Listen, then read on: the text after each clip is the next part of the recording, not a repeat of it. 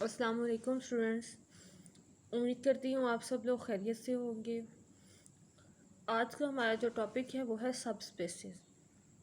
इससे पहले हमने वेक्टर स्पेस की कंडीशंस पढ़ी और कुछ एग्जांपल सॉल्व की। आज हम सब स्पेसेस के अकॉर्डिंगली क्वेश्चन करेंगे। सबसे पहले हम सब स्पेसेस की डेफिनेशन को देखते हैं कि सब स्पेसेस एक्चुअल में हैं क्या। सब स्पेसेस बाय डेफिनेशन सबसेट ही है, लेकिन इस पे भी कंडीशंस अप्लाई होते हुए ये सब स्पेस बनेंगे। डेफिनेशन 1 देखिए ज़रा, ये इम्पोर्टेंट भी है, ये टॉपिक इम्पोर्टेंट भी है आपका। A subset W of a vector space V is called a सब space of V। Arbitrary subset है W V वेक्टर स्पेस का, और ये सेट जो है, ये आर्बिट्ररी जो सबसेट हम ले रहे हैं, आर्बिट्ररी सबसेट जो है, ये सब स्पेस कब होगा, किन कंडीशंस के तहत हम कहेंगे कि ये W जो है ये इसका सब subspace. If W is itself a vector space under the addition and scalar multiplication defined on V। यानी कि वो तमाम प्रोसीजर जो कैपिटल V सेटिस्फाई करवा चुका है, यानी axioms of a vector space, वही तमाम के तमाम जो हैं W के लिए भी सेटिस्फाई हो जाएं।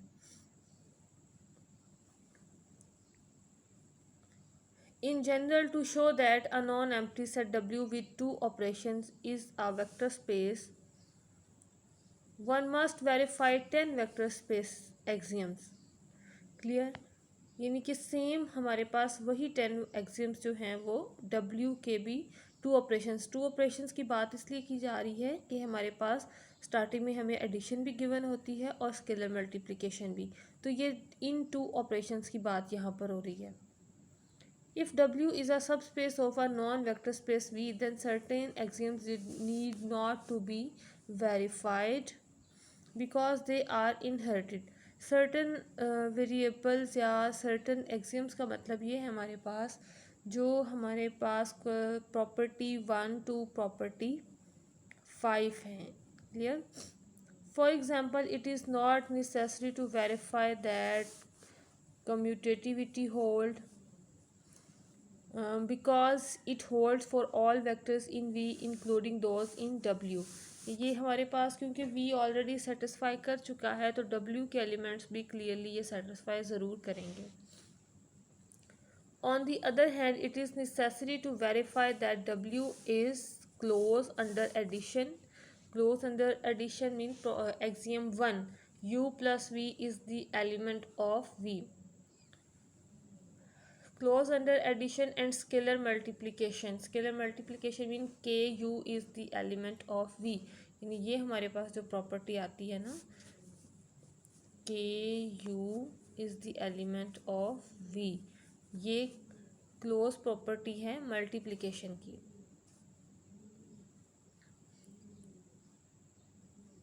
Since it is possible that adding two vectors in W or multiplying a vector in W by a scalar produces a vector in V that is outside of W, कि जो हमारे पास उस W set से बाहर होगा, उस element की बात यहाँ पर हो रही है।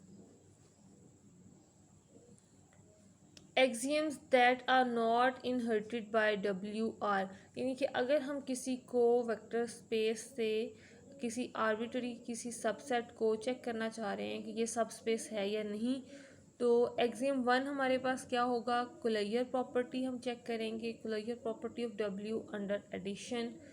एक्सियम 4 हम चेक करेंगे existence of a zero vector in W। Axiom 5 existence of a negative in W for every vector in W. Axiom 6 Cuellar of W under scalar multiplication. So these must be verified to prove that it is a subspace of V। तो सिर्फ ये वाले 4 axioms जो हैं ये prove करवा लेंगे तो इट्स मीन ये हमारे पास सब स्पेस है, क्योंकि जो बाकी वाले हमारे पास एक्सियम्स है वो क्लियरली सेटिस्फाई ही होंगे। एसोसिएटिविटी है या हमारे पास कम्यूटेटिव प्रॉपर्टी है। या इसके बाद हम जो लॉज अप्लाई करते हैं, K into U plus V is equal to K U plus K V. और नेक्स्ट जब हम ये अप्लाई करते हैं, K plus M bracket into U is equal to K U plus M U. ठीक है, ये प्रॉपर्टीज़ जो हैं या एक्सियम्स जो हैं ये ऑलरेडी सेटिस्फाई होते हैं। ओके जी, नेक्स्ट हमारे पास इसी ऊपर वाली 4 एक्सियम्स को मज़ीद प्रिसाइज कर दिया है, मुख्तसर कर दिया है। If W is a set of one or more vectors in a vector space V, then W is a subspace of V if and only if the following conditions hold. A. If U and V are vectors in W, then U plus V is in W. यानी ये क्या हो गया, addition की close property हमारे पास आ गई। यानी ये प्रॉपर्टी चेक कर लें। और सेकंड वाली ये, if K is any scalar and U is any vector in W, then KU is in W। यानी अगर हम सिर्फ ये 2 एक्सियम्स ही प्रूव करवा दें, ये A और B वाले, तो फिर भी हमारे पास जो W है वो सबस्पेस हो जाएगी। और ज़्यादा इजी वर्क यही है कि हम इसी प्रॉपर्टी को यूज़ करें, सिर्फ A और B को प्रूव कर लें। अगर किसी सेट के एलिमेंट्स इन दोनों कंडीशंस को सेटिस्फाई कर देंगे तो इट्स मीन कि वो सबस्पेस है।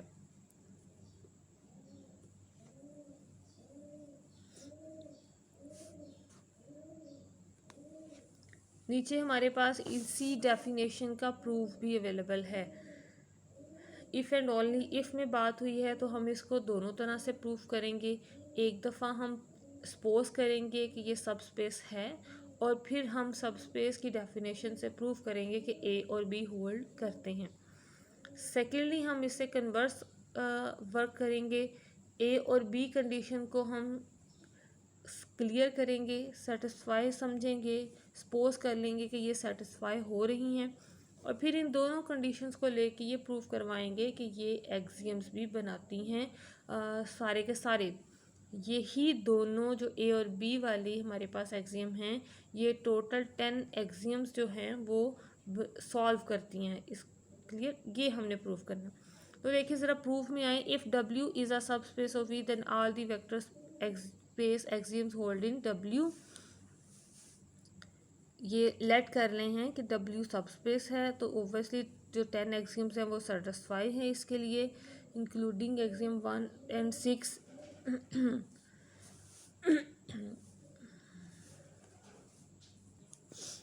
तो देखिए ज़रा एक्सियम 1 हमारे पास क्या है। एक्सियम 1 तो हमारे पास एडिशन की प्रॉपर्टी थी। तो इसका मतलब है कि अगर ये वेक्टर W वेक्टर स्पेस है तो क्लियरली ये वाली एडिशन की प्रॉपर्टी भी सेटिस्फाई होगी और जो एक्सियम 6 है हमारे पास वो भी इसमें सेटिस्फाई होगा। सो ये हमने एक केस तो सॉल्व कर लिया। अब हम इसी के कन्वर्सली को प्रूव करवाएंगे। Assume that conditions a b hold since these are axioms 1 and 6 and since axioms 2, 3, 7, 8, 9 and 10 are inherited from V। Inherited from V का मतलब है कि V में वो सेटिस्फाई हैं, तो ये वाली प्रॉपर्टीज़ ऑलवेज इसके सेट्स जो हैं, सबसेट्स जो हैं V से जितने भी सबसेट्स बनेंगे वो इन एक्सियम्स को सेटिस्फाई करेंगे। We only need to show that axiom 4 and 5 hold in W. For this purpose let U be any vector in W। के आर्बिट्ररी हमने एक वेक्टर U ले लिया। It follows from B that KU is a vector in W for every scalar K। ये B condition से हमारे पास। अब K arbitrary हम चूज़ कर लेते हैं -1।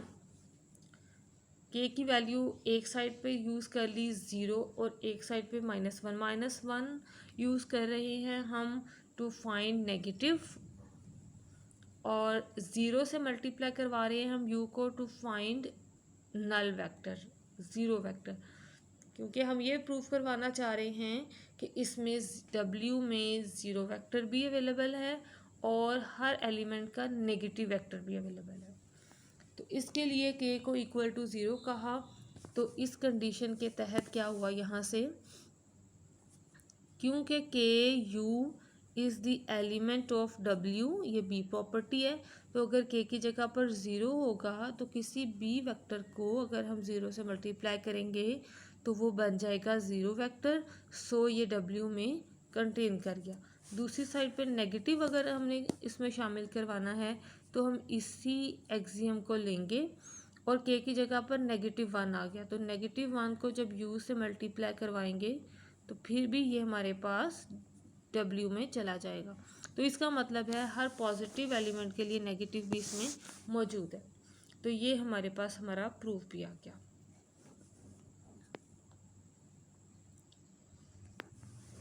एग्जाम्पल 1 में हमारे पास एक डेफिनेशन है, सो इसको भी रिकॉल करें। If V is any vector space and if W is equal to null vector, यानी सिर्फ इसका एक ही एलिमेंट है और वो है null vector, is the subset of V that consists of the zero vector only, then W is closed under addition and scalar multiplication। क्योंकि zero में जब ज़ीरो ऐड करेंगे तो ज़ीरो आएगा और ज़ीरो ऑब्वियसली W का एलिमेंट है। के ज़ीरो को सॉल्व करेंगे तो ज़ीरो आएगा और ज़ीरो ऑब्वियसली हमारे पास W का एलिमेंट है। तो ये क्या आ रहा है कि नल वेक्टर जो है हमारे पास, ऐसे तमाम सबसेट्स जिनका एक एलिमेंट है वो नल एलिमेंट है, तो इसका मतलब है वो सेट जो है हमारे पास वो सबस्पेस है।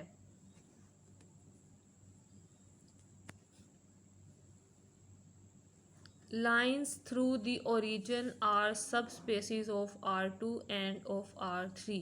अब वो तमाम लाइंस जो ओरिजिन से पास हो रही हैं वो ऑब्वियसली हमें ऑर्डर पेयर देंगी, और R2 में ऑर्डर पेयर आ जाएगा और R3 में हमारे पास 3 एलिमेंट पे कंसिस्ट पेयर आ जाएगा।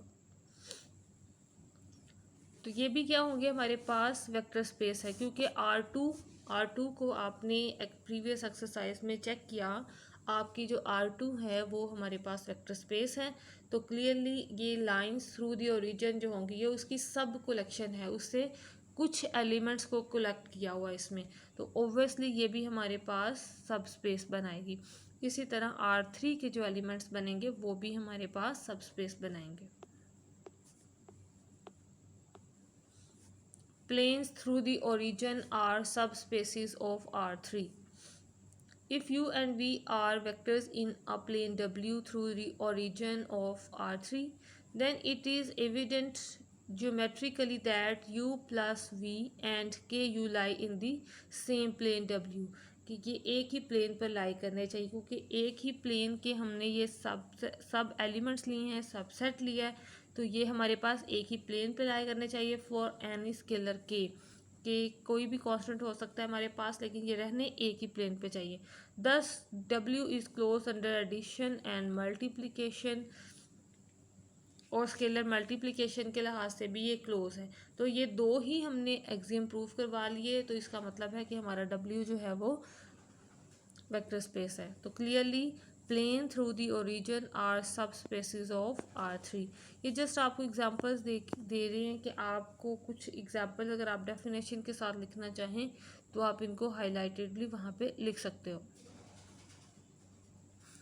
A subset of R2 that is not a subspace, an important example। अगर आपको एग्जाम में वो पूछ लेता है कि एक सबसेट लिखें R2 का which is not a subspace, तो फिर आपने क्या एग्जांपल लिखनी है। Let W be the set of all points x y in R2 for which x is greater than or equal to 0 and y is greater than or equal to 0। इससे related एक vector space आपने previous exercise में जो है वो check किया था कि ये वेक्टर स्पेस है या नहीं।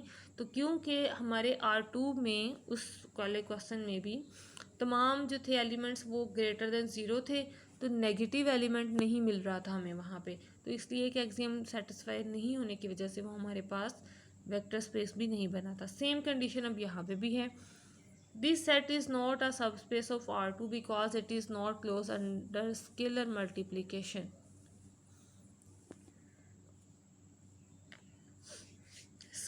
एक क्लियर तो हो जाएगा हमारे पास विद रिस्पेक्ट टू एडिशन, लेकिन स्केलर मल्टीप्लिकेशन के लिए नहीं होगा, क्योंकि जब v हमने ले लिया 1 1 आर्बिट्ररी, आप इसको 1 1 की बजाय कुछ और एलिमेंट्स भी लेके ट्राई कर सकते हो। -1 से हमने इसको मल्टीप्लाई करवाया which mean is equal to -1 तो अब ये स्केलर मल्टीप्लिकेशन के अकॉर्डिंगली तो ये हमारे पास w के एलिमेंट होने चाहिए, लेकिन नेगेटिव एलिमेंट्स तो w में नहीं आ सकते। सो ये भी हमारे पास एक्सियम जो है ये फेल हो गया। सो ये हमारे पास सिंपली सब स्पेस नहीं है। Subspaces of m and n यानी स्केयर मैट्रिक्सेस,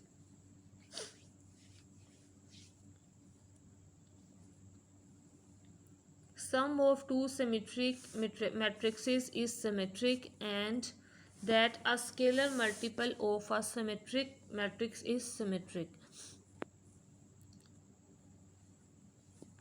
यानी कि एडिशन भी हमारे पास सिमेट्रिक है और स्केलर मल्टीप्लिकेशन भी हमारे पास सिमेट्रिक है। सो ये भी क्या बना रही हैं, सब स्पेसेस बना रही हैं। तो उसकी थोड़ी सी उसको कोलैबोरेट यहाँ पे किया गया है। The set of symmetric matrixes is close. अब स्टेप बाय स्टेप मैट्रिक्सेस को चेक कर रहे हैं। is closed under addition and scalar multiplication and hence are subspace of Mn. Similarly, the sets of upper triangular matrices, lower triangular matrices and diagonal matrices are subspaces of M and N. A subset of M and N that is not a subspace. Invertible matrices, obviously. The set W of invertible n by n matrices is not a subspace of M and N. Failing on two counts, it is not closed under addition and not closed under scalar multiplication. क्योंकि हमारे पास अगर inverse में elements आएंगे, अगर हमारे पास एक element है u, उसी में कोई आर्बिट्ररी कोई नेगेटिव u ले लें, दोनों को ऐड करें तो ज़ीरो मैट्रिक्स आ जाएगी हमारे पास। अब ज़ीरो मैट्रिक्स को अगर हम बनाना चाहें इन्वर्स के रूल में तो वो इन्वर्स तो नहीं बनेगी, क्योंकि ज़ीरो वेक्टर जो है हमारे पास, ज़ीरो मैट्रिक्स जो है उसका इन्वर्स फाइंड आउट नहीं किया जा सकता। तो इसलिए ज़रूरी है कि हमारे पास ये वेक्टर स्पेस की कंडीशन को सेटिस्फाई नहीं कर रहा, तो ये हमारे पास सब स्पेस भी नहीं होगी। आर्बिट्ररी को ये 2 एग्जांपल्स लेके बता भी दिया, u v दोनों को ऐड कर लें तो ये हमारे पास ज़ीरो वेक्टर आता है। और क्लोज प्रॉपर्टी क्या कहती है कि ये 0 0 must be the element of w। लेकिन w का एलिमेंट तो ये तब होगा अगर इस वाली मैट्रिक्स का इन्वर्स पॉसिबल हुआ। इसी तरह जो स्केलर मल्टीप्लिकेशन है उसमें भी अगर k इक्वल टू 0 कर देंगे तो u फॉर एनी मैट्रिक्स के लिए भी इक्वल टू 0 आ जाएगा। 0 यानी ज़ीरो मैट्रिक्स आ जाएगी। अगेन ये हमारे पास हमारे w में नहीं जा सकता एलिमेंट। ये सब स्पेस c -∞ to +∞। अब ये हमारे पास होता है कंटिन्यूस फंक्शन।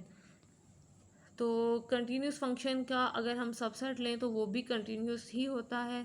तो इस कंडीशन से हम कह सकते हैं कि किसी भी कंटिन्यूस फंक्शन का जो सबसेट है वो भी सब स्पेस ज़रूर बनाएगा। Functions with continuous derivatives. अब वो तमाम कलेक्शन जिसके डेरिवेटिव जो हैं वो कंटिन्यूस हों।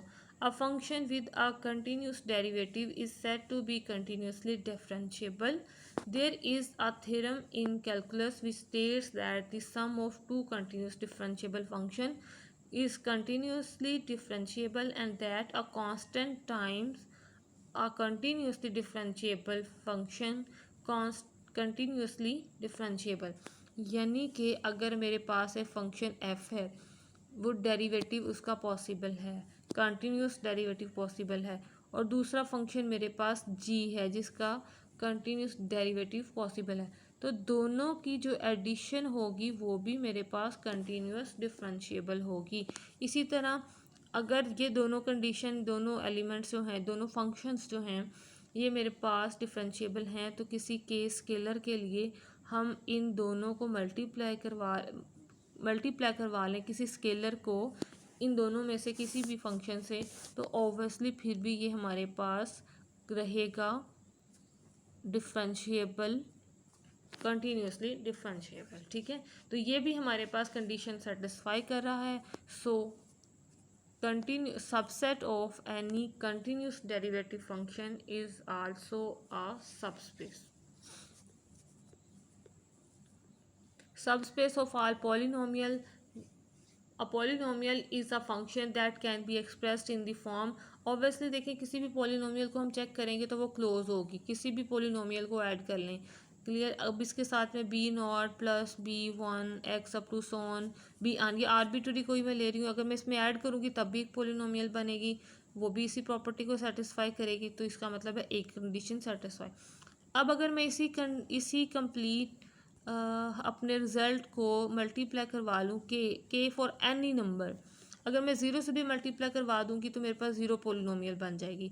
तो क्लियरली ज़ीरो पोलिनोमियल भी हमारे पास एक पोलिनोमियल ही है जिसमें एक्स की पावर जो है हायर पावर वो ज़ीरो होती है। अब ये भी हमारे पास क्या होगा, ये भी सब स्पेस बनाएगी।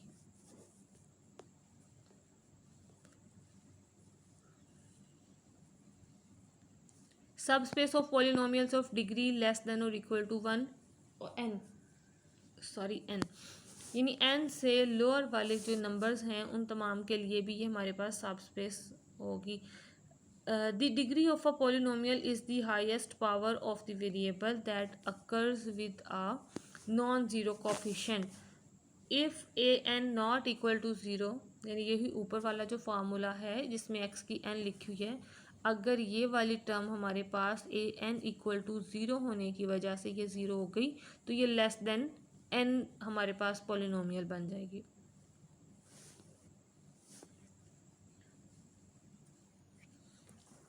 ओके स्टूडेंट्स, अब ये देखें हमारे पास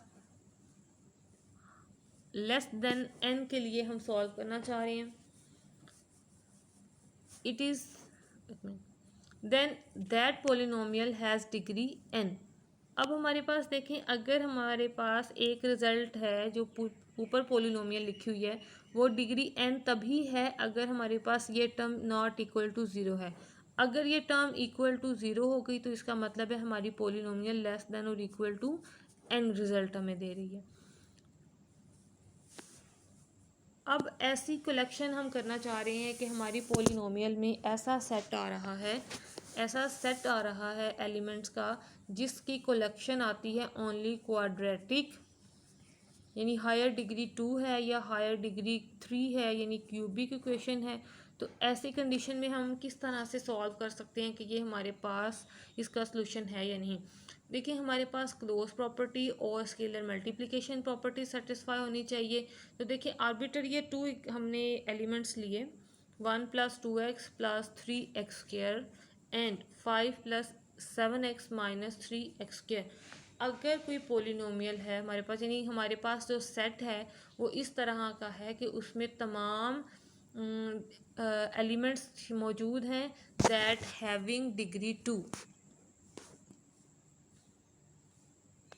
जिसमें डिग्री 2 हो, तो आर्बिट्ररी ये दो एलिमेंट हमने उसमें से ले लिए, इनको जब ऐड करेंगे तो ऑब्वियसली ये टर्म कैंसिल हो जाएगी और सिर्फ ये लीनियर इक्वेशन हमारे पास रह जाएगी।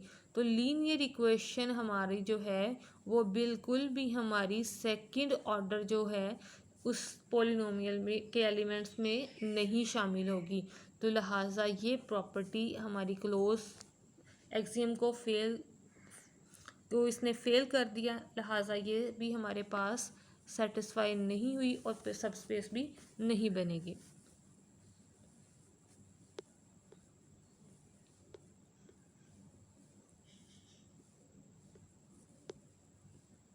डेफिनेशन 2 हमारे पास है, if W is a vector in a vector space V, यानी W एक आर्बिट्ररी एलिमेंट है V वेक्टर स्पेस का, then W is said to be a linear combination of the vectors V1 V2 up to so on VR in V if W can be expressed in the form. Okay students, यहाँ से ये देखें कि W V1 V2 up to so on V and all are elements of V। तो linear combination हम कब कहेंगे? अगर V के कुछ एलिमेंट को हम इस तरह एक इक्वेशन बना के लिखें, लीनियर इक्वेशन, और ये V के ही किसी एलिमेंट के इक्वल हो, तो ये हमारे पास लीनियर कम्बिनेशन होगी। जैसे मैं कहती हूँ रियल नंबर्स को चेक करते हैं, तो रियल नंबर में देखें या नेचुरल नंबर को चेक कर लेते हैं। फॉर के पॉजिटिव, के स्केलर हम अपने लिए खुद चूज़ कर रहे हैं, तो हम ये यूज़ कर लेते हैं, रियल नंबर्स के लिए कर लेते हैं। k1 इज़ इक्वल टू, मैंने कंसिडर किया k1 इज़ इक्वल टू -1 है, और v वेक्टर मेरे पास आर्बिट्ररी है 2 3, और फिर k2 मेरे पास है, आर्बिट्ररी एलिमेंट्स ले रही हूँ मैं यहाँ पे, 0 -1। तो इन्हें सॉल्व करें, -2 -3 0 -2, दोनों को ऐडअप करें तो रिज़ल्ट आता है -2 -5। अब देखें, ये अगर हमारे पास हमारी कैलकुलेशन में जो रियल R2 के एलिमेंट्स हमने लिए, ये वेक्टर जो है वो R2 हमने लिया हुआ यहाँ पे, तो अगर ये वाला जो लास्ट वाला ऑर्डर पेयर है ये भी हमारे पास R2 का ही एलिमेंट हुआ, तो फिर क्या होगा, हमारे पास ये लीनियर कम्बिनेशन बनी, यानी k1 और k2 आर्बिट्ररी किसी भी स्केलर के लिए जो एलिमेंट बने हमारे पास सॉल्व होकर, हमारे पास वो क्या बनेगा, linear combination.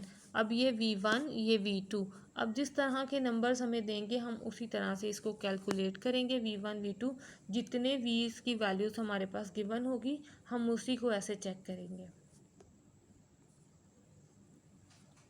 The scalars are called the coefficients of the linear combination. If S is equal to W1, W2 up to so on WR is a non-empty set of vectors in a vector space V, then the set W of all possible linear combination of the vector in S is a subspace of V। यानी कि तमाम की तमाम W क्या है, वो तमाम की तमाम लीनियर कम्बिनेशन वाले एलिमेंट्स का एक सेट है। तो क्या होगा, ये क्लियरली सबस्पेस है, क्योंकि ये हमारे पास लीनियर कम्बिनेशन है, तमाम के तमाम एलिमेंट्स जो हैं वो लीनियर कम्बिनेशन से वापस इसी के एलिमेंट्स बन रहे हैं, तो हर तरह की क्लोज प्रॉपर्टी सेटिस्फाई होगी। जैसे ऊपर वाली कंडीशन को ही लें, k1 को मैं 1 कह दूं, बल्कि k1 को अभी k1 कह के पहले हम मल्टीप्लिकेशन की प्रॉपर्टी सेटिस्फाई करवा देते हैं, v1 प्लस, अब बाकी जो k2 k3 अप टू सोन है वो मैं 0 कह दूं, तो देखें ये मेरे पास क्या बना, w के इक्वल, बाकी सारों को मैंने क्या कहा, for scalar k2 k3 up to so on equal to 0, तो वो सारे मल्टीप्लाई होकर k से 0 हो जाएंगे। तो w किसके एलिमेंट है, कैपिटल W का, इट्स मीन ये हमारे पास मल्टीप्लिकेशन की प्रॉपर्टी सेटिस्फाई होगी।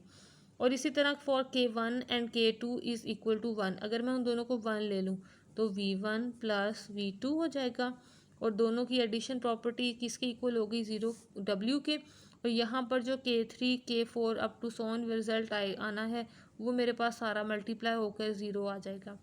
सो ये भी क्या आ रहा है मेरे पास, ये भी w का एलिमेंट आ रहा है, सो ये भी क्लोज प्रॉपर्टी हो गई। दिस है w यानी ऊपर वाला जो लीनियर कम्बिनेशन वाले एलिमेंट्स का सेट है, is the smallest subspace of V that contain all the vectors in S in the sense that any other subspace that contain those vectors contains W। यानी यही सबसे स्मॉलेस्ट होगा जिसमें तमाम के तमाम V के एलिमेंट्स सब एलिमेंट्स जो हैं वो मौजूद होंगे। अगर कोई इस तरह का सब स्पेस होगी हमारे पास तो ये W उसमें कंटेन करेगा। यानी लेट्स सपोज अगर इससे बड़ा कोई मेरे पास W से बड़े वाला सेट ले लेते हैं, हम X ले लेते हैं, तो क्या होगा, W उसको इस तरह से इस डेफिनेशन से कंटेन करेगा।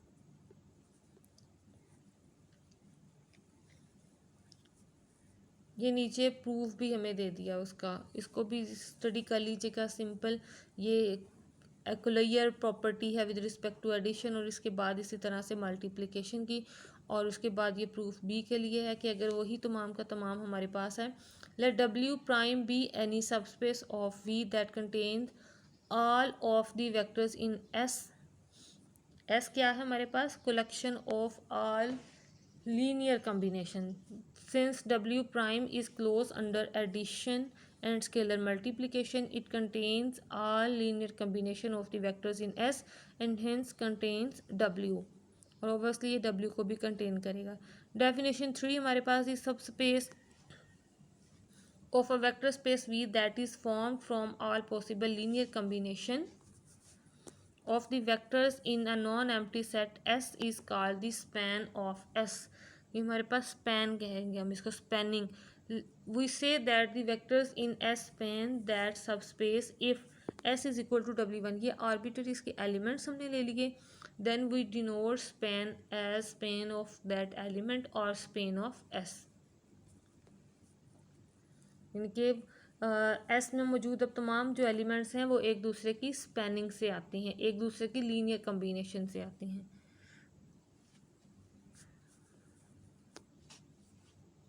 ये लास्ट वाली एक एग्जांपल देखें, R3, ये वाली लाइन से आर्बिट्ररी R3 का एक एलिमेंट ले लिया, V is equal to ABC।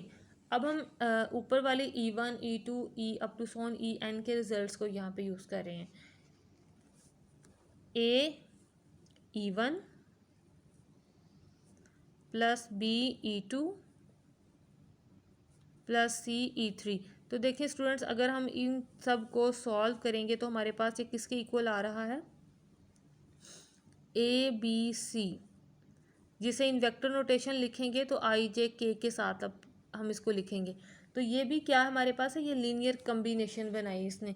अब देखें, ये हमारे पास R3 का एलिमेंट था और हमने इसको लीनियर कम्बिनेशन में लिख दिया।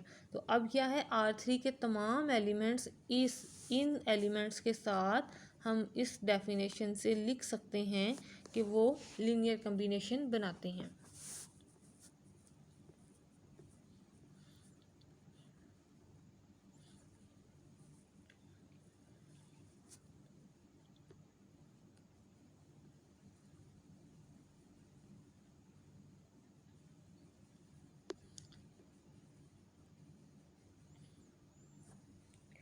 A spanning set, ये example, a spanning set for Pn। अब आर्बिट्ररी पोलिनोमियल के एलिमेंट्स ले लिए, ये पोलिनोमियल के एलिमेंट्स, ये हमारे पास हमारी पोलिनोमियल।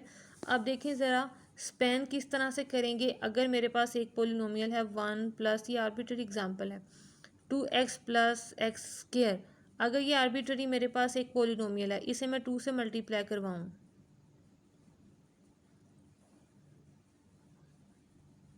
सॉरी, इसे अगर मैं 2 से मल्टीप्लाई करवाऊँ तो मेरे पास ये रिज़ल्ट आ जाएगा। तो अब यहाँ से ये कंडीशन क्या कहती है हमें? ये वाली कंडीशन क्या कहती है कि ये भी एक पोलिनोमियल है, तो ये भी पोलिनोमियल है हमारे पास। इसी तरह अगर हम इस वाली पोलिनोमियल को किसी ना किसी नंबर से मल्टीप्लाई करवाते जाएंगे तो हमारे पास इसी तरह से ये वेक्टर्स जो हैं वो चेंज होते जाएंगे, पोलिनोमियल्स जो हैं वो नई से नई जनरेट होंगी। तो ये हमारे पास क्या आ रही हैं? ये हमारे पास लीनियर कम्बिनेशन बना रही हैं। अगर हम किसी भी क्वाड्रेटिक वालों को ऐड करेंगे तब भी वो हमारे पास इसी डेफिनेशन से क्वाड्रेटिक ही आती रहेंगी, तो तब तो ये हमारे पास लीनियर कम्बिनेशन बना रही हैं। लेकिन अगर इसमें से ये हायर डिग्री हमारी ख़त्म हो जाएगी तो फिर इसका मतलब है कि ये हमारे पास लीनियर कम्बिनेशन नहीं बना रही, क्योंकि अगर क्वाड्रेटिक की बात है तो क्वाड्रेटिक ही पोलिनोमियल आनी चाहिए, और अगर n ऑर्डर की बात हो रही है इसी तरह से तो n ऑर्डर की ही पोलिनोमियल आनी चाहिए।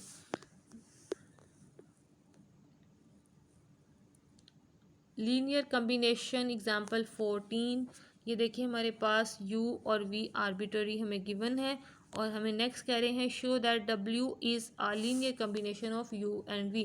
अब हम फॉर एनी स्केलर k1 और k2 के लिए, क्योंकि दो वेक्टर हमें गिवन है, तो k1 और k2 के लिए चेक करेंगे कि किन स्केलर्स के लिए u v की एडिशन w के इक्वल आएगी, ये w के इक्वल आएगी। सबसे पहले आपने इस तरह से उसको लेट कर लेना है, k1 first vector plus K2 second vector और यहाँ पे W। अब यहाँ से आपने जिस तरह से हम स्केलर मल्टीप्लिकेशन करते हैं वैसे मल्टीप्लिकेशन, और जिस तरह से हम एडिशन का रूल अप्लाई करते हैं उस तरह से एडिशन का रूल अप्लाई कर लिया। अब ये फर्स्ट इक्वेशन, सेकंड इक्वेशन, ये थर्ड इक्वेशन, ये हमारे पास तीन इक्वेशन बन जाएंगी। फर्स्ट एलिमेंट फर्स्ट के इक्वल, सेकंड एलिमेंट सेकंड के equal, third element third element के इक्वल। तीनों इक्वेशन को अब हम स्टेप बाय स्टेप सॉल्व करेंगे और K1 K2 के वैल्यूज़ फाइंड आउट करेंगे। W हमारे पास, जब हमारे पास सॉल्व करने के बाद K1 और K2 का आंसर आ जाएगा, यही हमारे पास ऊपर हम सब्स्टिट्यूट करेंगे और यही हमारे पास हमारी W की लीनियर कम्बिनेशन है, यानी W is equal to K1 का रिजल्ट जो आया -3 2, W is equal to -3U plus 2V। तो ये लीनियर कम्बिनेशन थी हमारे पास। चलें जी, ये नीचे वाली भी एग्जांपल इसी तरह से ये देख लीजिएगा, ठीक है। ओके, तो आज के लिए हम इतना ही करते हैं, नेक्स्ट हम इंशाल्लाह कल कवर करेंगे। अल्लाह हाफिज़।